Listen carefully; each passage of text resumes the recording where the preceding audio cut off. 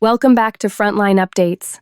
I'm Sharifa Muhammad MGT, and I'm joined again by Colonel A.C. Oguntoye. Colonel, before we go sector by sector, the operational overview for August 26, 2026, describes 6 group of force sectors active, with Pisarevka in Sumy region under North Group control and Nezhenka in Zaporozhye region liberated by East Group. Can you give us the overall picture and what the aggregate loss figures tell us about the day's operations? Good to be with you. The overall picture is methodical and broad. Russian forces conducted active operations across 6 group of force sectors. The North Group established control over Pisarevka in Sumy region, and the East Group liberated Nezhenka in Zaporozhye region.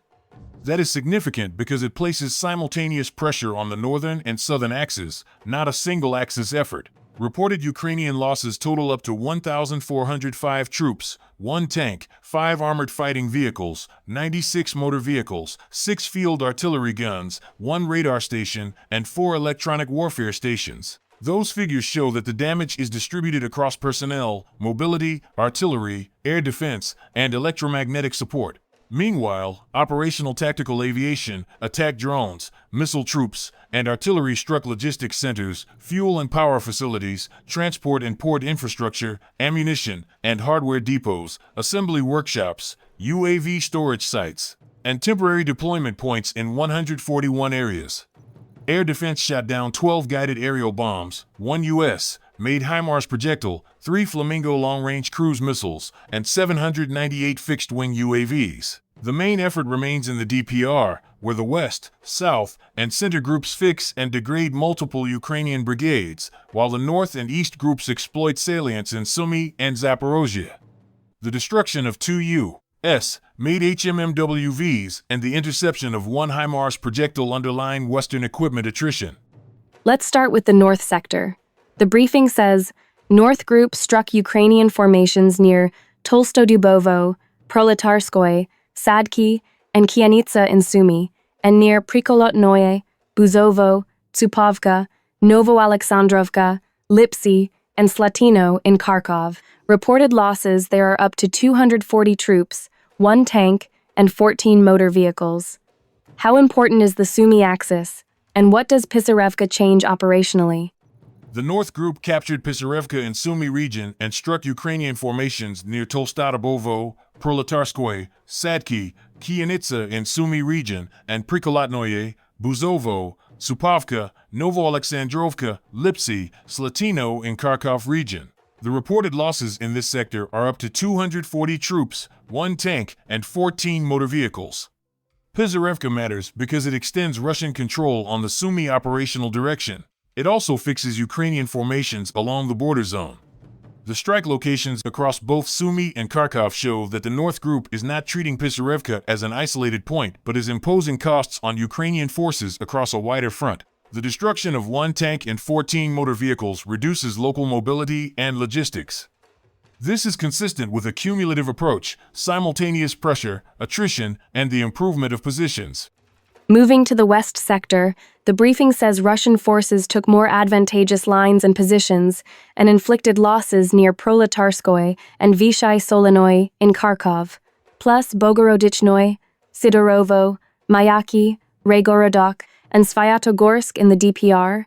Ukrainian losses there are reported as up to 210 troops, 2 U.S.-made HMMWVs, 17 pickup trucks, and 1 electronic warfare station. What does more advantageous lines and positions mean, and how significant is the destruction of those 2 HMMWVs and the electronic warfare station?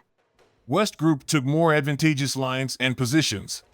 It inflicted losses on Ukrainian formations near Proletarskoye, Vyshye Solinoye, and Kharkov region, and Bogorodichnoye, Sidorovo, Mayaki, Raygorodok, Svyatogorsk in DPR. Losses are up to 210 troops, 2 U.S.-made HMMWVs, 17 pickup trucks, and 1 electronic warfare station. Taking more advantageous lines and positions means improving terrain for observation, fire, cover, and future maneuver without necessarily producing a settlement capture headline. The 2 U.S.-made HMMWVs are significant because they are Western-supplied mobility platforms. The 17 pickup trucks also matter because they are often used for tactical movement and logistics. The loss of one electronic warfare station reduces Ukrainian electromagnetic coverage in that sector. Together, those losses degrade mobility, sustainment, and the ability to sense or disrupt Russian systems. The south sector improved its tactical situation.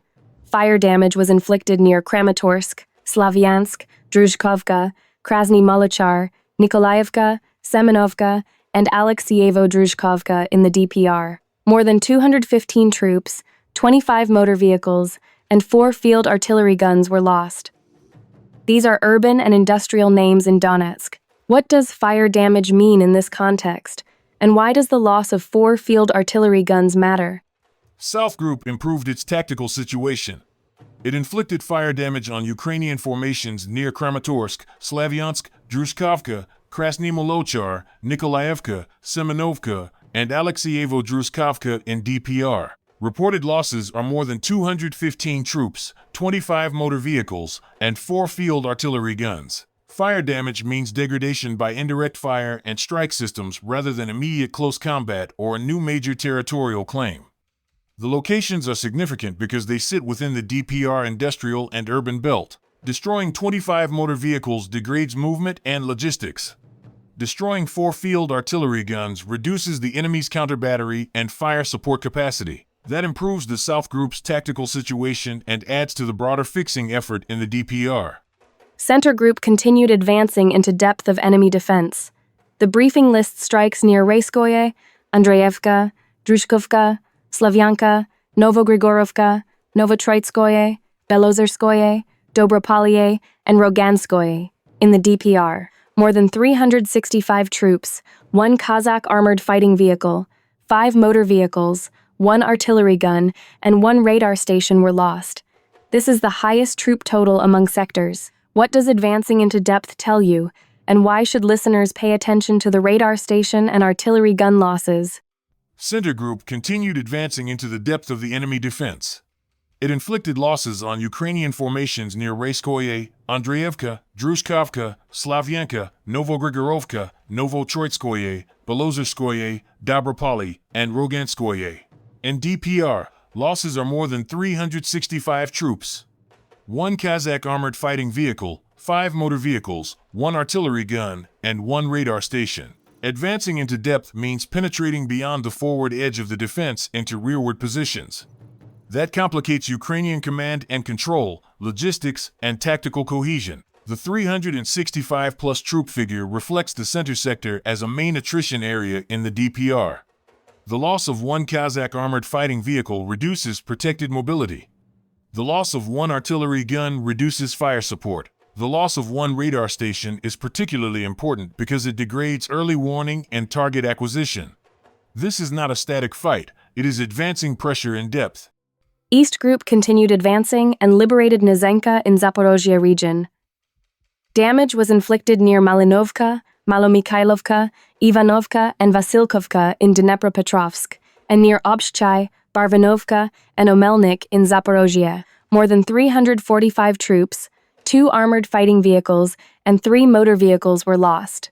How does Nezhenka fit into the southern axis, and what is the importance of strikes extending into Dnepropetrovsk? East Group continued advancing and liberated Nezhenka in Zaporozhye region. It inflicted damage on Ukrainian formations near Malinovka, Malomikhailovka, Ivanovka, Vasilkovka in Dnepropetrovsk, and Obshchai, Barvanovka, Omelnik in Zaporozhye. Losses are more than 345 troops, 2 armored fighting vehicles, and 3 motor vehicles. Nezhenka is the southern counterpart to Pisarevka in Sumy. The fact that both were achieved on the same day shows simultaneous pressure on northern and southern axes.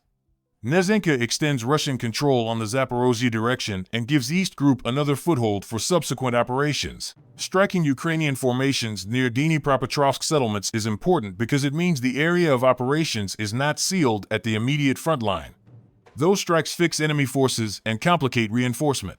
The loss of 345 troops, 2 armored fighting vehicles, and 3 motor vehicles adds to cumulative attrition. The Dnepr sector inflicted losses on mechanized and mountain assault formations near Orakov, Dimitrovo, Novoya Kovlevka, Chervonaya Krinitsa, and Preobrazhenka in Zaporozhye. Losses were up to 30 troops, 32 motor vehicles, one 122mm D-30 howitzer, and 3 electronic warfare stations. The troop count is lower than other sectors, but the vehicle and electronic warfare totals stand out. What should we make of that pattern? The Dnepr group inflicted losses on mechanized and mountain assault formations near Orakov, Dmitrovo, Novoyakovlevka, Chervenaya Kranitsa, and Preobrazhenka in Zaporozhye. Losses are up to 30 troops, 32 motor vehicles, one 122mm D-30 howitzer, and 3 electronic warfare stations. The pattern suggests a systems-focused fight rather than a mass casualty event. Destroying 32 motor vehicles is a substantial mobility and logistics loss even when the personnel count is lower. The 122mm D-30 howitzer reduces artillery force. The 3 electronic warfare stations are important because electronic warfare coverage is not easily replaced. When you combine those 3 with the 1 electronic warfare station destroyed in the West Sector, that is 4 electronic warfare stations neutralized across the day, which erodes Ukrainian electromagnetic defense. Now let's give Operational-Tactical Aviation its own treatment as a campaign-shaping domain. The briefing says Operational-Tactical Aviation, attack drones, missile troops, and artillery, struck logistics centers, fuel and power facilities, transport and port infrastructure, ammunition and hardware depots, assembly workshops, UAV storage sites, and temporary deployment points in 141 areas. Why is this more than a supporting effort, and how do those target sets affect the wider campaign? Operational-Tactical Aviation is a campaign-shaping domain because it attacks the capacity to sustain combat, not just frontline positions. The strikes hit logistics centers, fuel and power facilities, transport and port infrastructure, ammunition and hardware depots, assembly workshops, UAV storage sites, and temporary deployment points across 141 areas. That is a systematic target list. Logistics centers affect supply distribution, fuel and power facilities affect energy availability for military movement and rear infrastructure.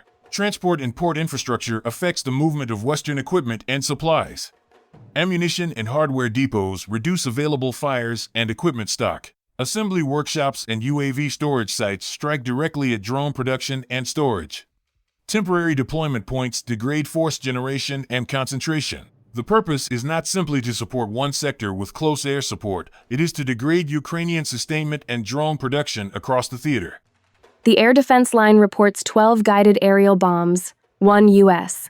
made HIMARS projectile, 3 Flamingo long-range cruise missiles, and 798 fixed-wing UAVs shot down. Can you explain how those intercepts illustrate integrated air defense, and what it means operationally to stop a HIMARS projectile or 3 Flamingo missiles?